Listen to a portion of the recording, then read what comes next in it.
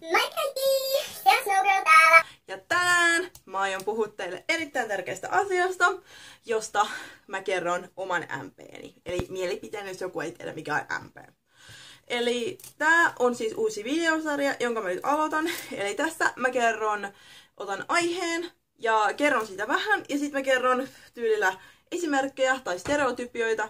Ja sen jälkeen mä kerron, mikä siinä ärsyttää tai mikä siinä on hyvää.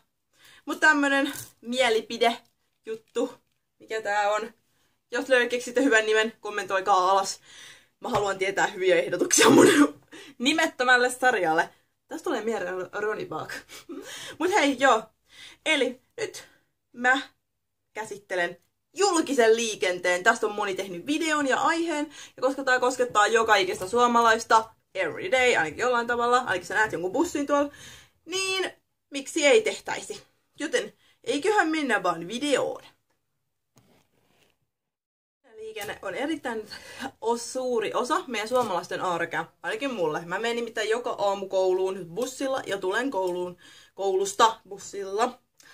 Ja joskus nämä bussit ja metrot, junat, sporat, välillä ne käy hermoille.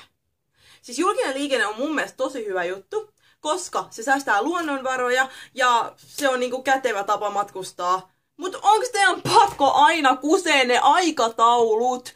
Tai miksi mun pitää saada kusipäisiä panssamatkustajia? Miksi? Mä haluan tietää miksi. Koska yleensä aina, niin kun bussi on tyhjä, niin ne tyypit istuu mun viereen. Onks mä joku ihmismagneetti? Huonoja kanssamatkustajien ihmismagneetti? Olenko?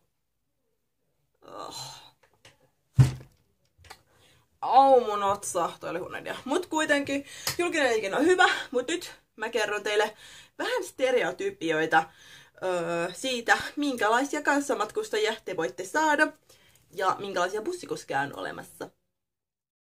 Känniläiset ja ylipäänsä aikataulut. Mä en tiedä, miten nämä kaksi liittyy toisiinsa, mutta mä haluan puhua, koska nämä on ehkä kaksi ärsyttävintä asiaa. Eli 1. Aikataulut. Okei, metrot on suunnilleen, koska aikataulussa se on ihan tosi jees ja parin minuutin myöhästys ei mua haittaa. Mutta kun välillä ne bussit, niin te olette aika paljon myöhässä. Tai toinen vaihtoehto, ne ajaa ohi.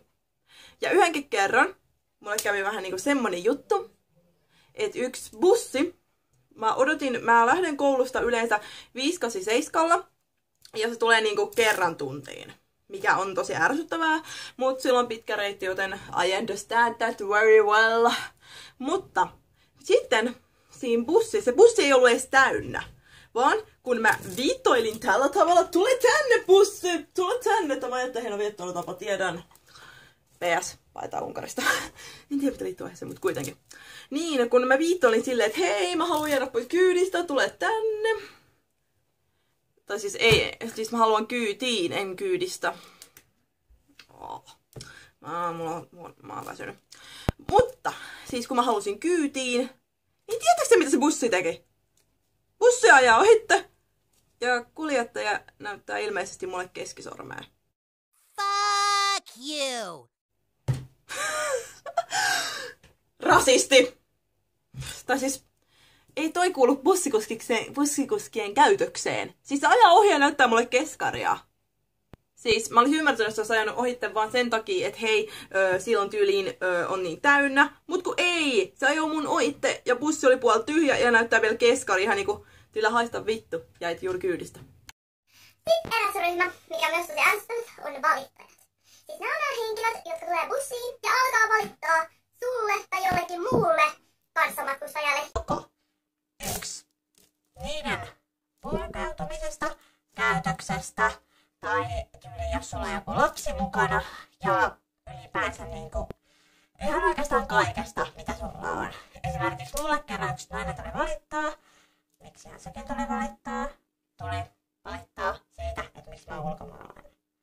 Ihan by the way. Nää meidän kesken en ole ulkomaalainen. Eli älä hauku ihmisiä, jos tiedät taustaa. Mutta joo, tuli semmoinen kiva valittamaan siinä sitten, että hei, miksi sä oot täällä ja sä viet meidän verorahat. Vähän vaikea viedä verorahoja, kun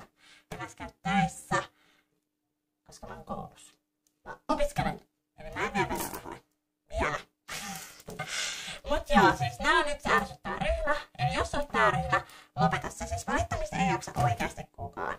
Ja mieti itse, sulle tulee valittaa ja sulle valittaa niin koko se bussimatka.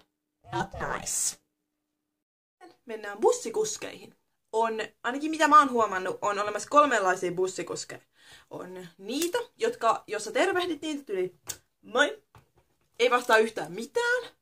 Tai sit ne ei kuule sitä, tai muuten vaan keskittyy johonkin muuhun, mikä on sinänsä silleen ymmärrettävää. Ja sitten on toinen ryhmä, on ulkomaalaiset, jotka yleensä vastaaja on tosi iloisia. Siis peukut niille, ne yli vastaa sulle, ne juttelee kivasti. Tai sitten ne on jotain vanhempia ihmisiä tai nuoria selleen. Sitten on se kolmas luokka. Ne vanhat bussikuskit, jotka ei jaksa niiden duunia. Siis, really? Siis ne saattaa katsoa sua silleen, mitä sä tulit tänne? Ala vetää. Sä täällä. Miksi sä tuot mun rahat tänne? Ja ne usein katsoo silleen, että mä murhaan sut nyt, mä murhaan sun kaverit ja mä murhaan muut kanssamatkustajat. Tällaista. Ja totta kai mä ymmärrän, bussikuskien työ ei todellakaan helppoa, asiakkaihin mukaan lukee, jos katsoo valittajat ja känniläiset ja kaikenmaalliset tällaiset, niin eihän se ole kovin kiva duuni. Mut mikä se periaatteessa asiakkaille voit, muuta kuin sanoo niille, että hei lopettakaa. Ja sähän on periaatteessa siinä asiakkaan palvelustyössä, eli et sä kai periaatteessa kauheasti voi mennä valittamaan asiasta. Ja tähän vetoon vielä ärsyttävistä matkustajista on itkevät vauvat kautta ärsyttävät lapset. Ja nämä on siis, kaikki tietää sen, että sä oot tosi väsynyt, sä oot niinku just tullut harkoista, kouluista tai jostain rankasta jutusta, sä haluut vaan kotiin, sä haluut nukkumaan tai tyyliin syömään, sulla ei ole aikaa, sä tiedät, ja sit sinne tulee tyylillä joku, jolla on lapsi, ja se alkaa niinku se lapsi itkemään. Tai siis muuten valittamaan tai muuten ärsyttävästi tekemään jotain niinku tyylillä, tyyli kyselemään, että mikä toi on, mikä tämä on. Siis, okei, mä ymmärrän, että pienet lapset on uteliaita, mutta siis, ja sille ei voi mitään, ne alkaa itkemään, ja sitten ne itkuttu syyt. Joko se ei saa mitä se haluaa, tai sitten sillä on paskat housusta, tai sitten sillä on nälkä, tai sitten sillä on kaikkea näitä kolmea. Ja se on oikeasti aika ärsyttävää kuunneltavaa, ja Moikki varmaan tietää, että se ei niinku oikeasti, se on maailman rasittavinta. On mitattu, että lapsen itku tai vauvan itku on maailman yksi ärsyttävimmistä äänistä. Osa syy on se, että niin se yritetään saada huomioon, hei, et, koska ne ei saa puhua, niin hei, mä tarviin apua, auta mua pois. Mut se on oikeasti vaan rasittavaa, ja jos niitä on vielä 3. Mulle on käynyt niin. Oh, nightmares. Ja sitten on viimeinen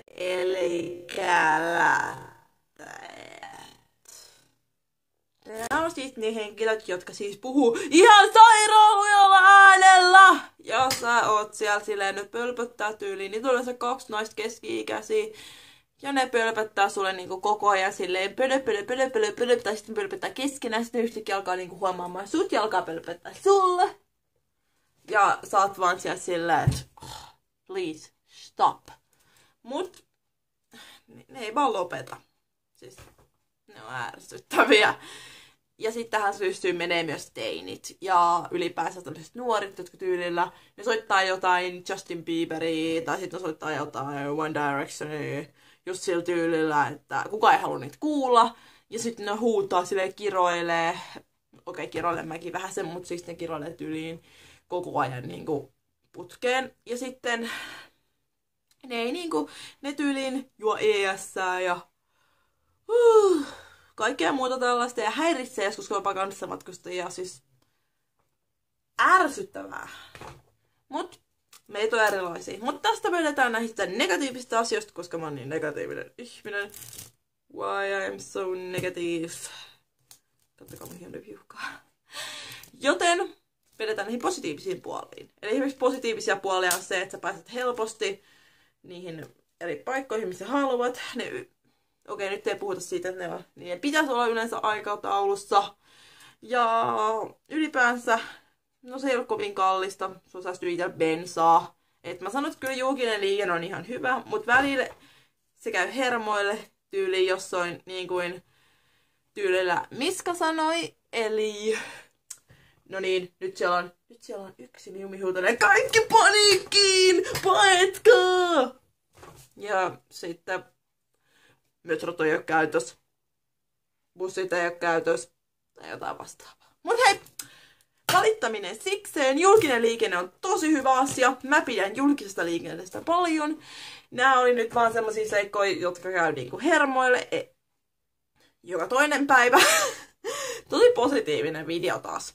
Mutta joo, seuraava video on sitten mun ystävän kanssa tehty video. Ja te saatte, se on semmonen vappuvideo, vappujuttu. Me tehdään siinä sitten niinku 2 juttua. Näette sit vappuna mikä se on. Ja jos tykkäsitte videosta, painakaa se peukut isolla ylös. Ja jos tykkäätte, että mulla on hieno viuhka, niin laittakaa siitäkin peukut ylös. Ja kommentoikaa tuonne alas, mitä tykkäätte. Mulla meni toi silmään. Kommentoikaa tuonne alas, mitä tykkäsitte videosta. Jos tulee jotain kivoja videoehdotuksia, niin tonne alas saa laittaa. Ja niin muuten, jos teitä kiinnostaa, niin mun kanavalle saa tehdä logon. Koska nyt teitä on 35. Kiitos teille kaikille. Olette ihan super ihania. Ja jos haluatte tehdä mulle jonkun logon, niin voitte pistää mun IGC, lähettää mulle niinku voitte tyyli lähettää IGCn yksityisviestillä sinne. Ja tässä on myös mun snappi. Ja tässä on mun IG, joten ottakaa nämä haltuun. Ja me nähdään sitten seuraavan videon parissa. Ja se ois hellurei!